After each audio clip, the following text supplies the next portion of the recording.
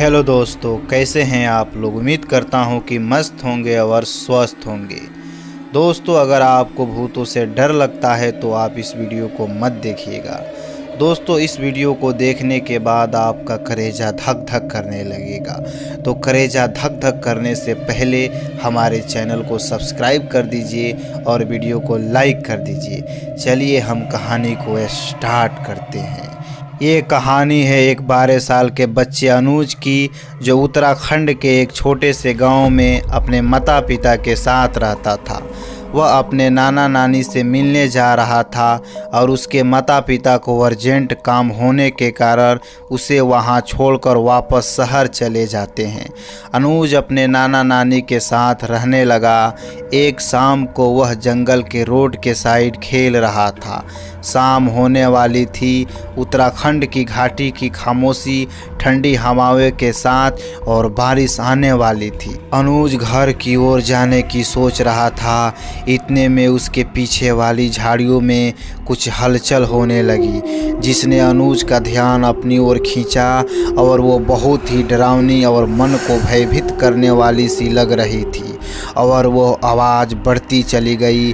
फिर उसे झाड़ियों की ओर से एक सफ़ेद कपड़े पहने हुए औरत उसकी ओर आती हुई दिखाई दी, जिसकी कोई चेहरा नहीं था। और अनुज उसके चेहरे को देखने लगा, कोशिश कर रहा था, परंतु उसे उसका चेहरा दिखाई नहीं दे रहा था। उसकी डरावनी मुस्कान और उसकी बहुत अधिक डरावनी आवाज़ से अनुज के पैर वहाँ पर जम गया। अनुज डर के मारे वहाँ से हिल नहीं पा रहा था। वह औरत अचानक से पीछे मुड़ी और झाड़ियों के अंधेरे में गायब हो गई। अनुज के डर के मारे वहाँ पर खड़ा कांप रहा था। थोड़ी देर में वह होश में आया और घर की ओर भागने लगा। कुछ देर तक अनुज को अपनी आंखों पर जो देखा घटना यकीन नहीं हो रहा था। उसकी हालत ख़राब थी। रास्ते में चलते हुए यही सोच रहा था कि मैं इस बातों पर कैसे विश्वास करूं। फिर अनुज घर पहुंच गया और उसके साथ हुई घटना अपने नाना नानी को बहुत अच्छी तरह से सुनाने लगा। उसके नाना नानी उस घटना को सुनकर हैरान होने के साथ साथ रोने लगे। अनुज अपने नाना नानी के रोने को समझ नहीं पा रहा था। कुछ देर बाद अनुज की नानी ने अनुज के खाना खिलाया और उसके नाना बिना कुछ बताए घर से बाहर चले गए। उनके रोने और नाना के बाहर जाने के बारे में अनुज को कुछ नहीं बताया। हालांकि अनुज ने अपनी नानी से बार बार पूछ रहा था। कुछ देर बाद उसके नाना घर वापस आ गए। अनुज को गले लगाकर फिर से रोने लगे। उसके नाना ने उसे बताया कि जो उसने जंगल में औरत देखी थी वह एक छाला है, छाला की आत्मा जो अपना रंग रूप बदलकर शिकार करती रहती थी। वह आत्मा जिसे भी शिकार बनाती है उसे वह पहले से ही दिखाई देती है। यह उस आत्मा की खूबी है और जिसे वह शिकार के रूप में चुनती है उसे वह यहाँ तो गायब कर देती है या उसे मार देती है। वह किसी बहाने से उसी व्यक्ति को जंगल में और बुलाती है।